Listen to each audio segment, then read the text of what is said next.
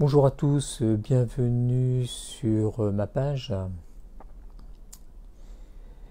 Il y a 2 jours où on n'a vraiment pas envie d'y aller. Par manque de tonus, manque de motivation, peut-être depuis plusieurs jours, depuis plusieurs semaines. Et notre corps prend alors une posture qui en dit long, qui influence notre état d'esprit. Et notre état d'esprit s'adapte à notre posture. On est rentré dans un cercle vicieux. Nous avons tous en commun ça, nous l'avons tous connu, cet état de fatigue. Rappelez-vous comment vous abordiez cette journée, quand vous aviez l'impression que vos batteries étaient complètement à plat, ou quand vous aviez l'impression de vous lever du mauvais pied, ou que vous commencez à ruminer des idées noires, et c'était parti pour toute la journée. La plupart du temps, nous sommes plus sensibles, nous sommes plus irritables, nous prenons tout de travers. Il vaut mieux faire attention quand on nous parle.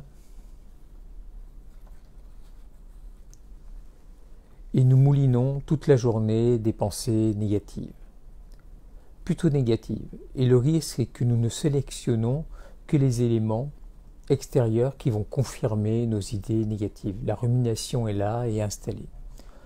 Ce sont des pensées qui peuvent augmenter notre angoisse, qui peuvent augmenter notre tristesse, nos obsessions. Que pouvons-nous faire pour lutter contre cet état ? Peut-être la première chose, c'est de faire des petits exercices simples de yoga ou d'entraînement physique, de petits enchaînements ludiques. La deuxième chose, c'est de nous arrêter. Nous arrêter au moins 30 minutes et de prendre de nos nouvelles. Se poser, prendre ce temps pour nous, observer notre respiration, observer notre corps, observer les ressentis et ce qu'ils veulent nous dire. Une autre chose est peut-être d'avoir un compagnon de route. Ce compagnon de route peut être un carnet. Et vous y notez vos qualités. Les qualités que vous vous reconnaissez et puis les qualités que les autres vous attribuent. Vous pouvez noter également toutes les activités qui vous font du bien, qui vous donnent de la joie, qui vous permettent d'avoir une bonne image de vous, de la bonne humeur. Et puis notez au moins un événement positif de la journée. Cet événement n'a pas besoin d'être quelque chose d'extraordinaire, mais un événement qui vous a amené le sourire, qui vous a amené de la bonne humeur à un moment ou un partage plutôt intéressant. Et dans ce carnet, vous pouvez également réaliser des dessins, vous pouvez coller des photos qui déclenchent des émotions positives, ou bien un article que vous avez lu qui était intéressant et qui a déclenché chez vous quelque chose de positif et qui vous fait du bien. L'autre chose, c'est d'être attentif à soi. Soyez attentif à vos besoins et à vos envies. Respectez-vous. Osez prendre du temps pour vous. Très souvent, nous rentrons dans une vie d'obligation.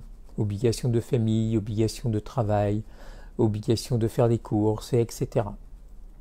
Et nous oublions de faire ce que nous aimons faire, ce que nous avons envie de faire. Notre activité sportive, notre soirée cinéma, notre soirée avec des amis. Donc, prenez ce temps, respectez-le. Mais parfois, une aide extérieure peut être nécessaire pour comprendre ce qui se passe en vous et sortir de ce moment difficile. Alors n'hésitez pas, il n'y a pas de tabou.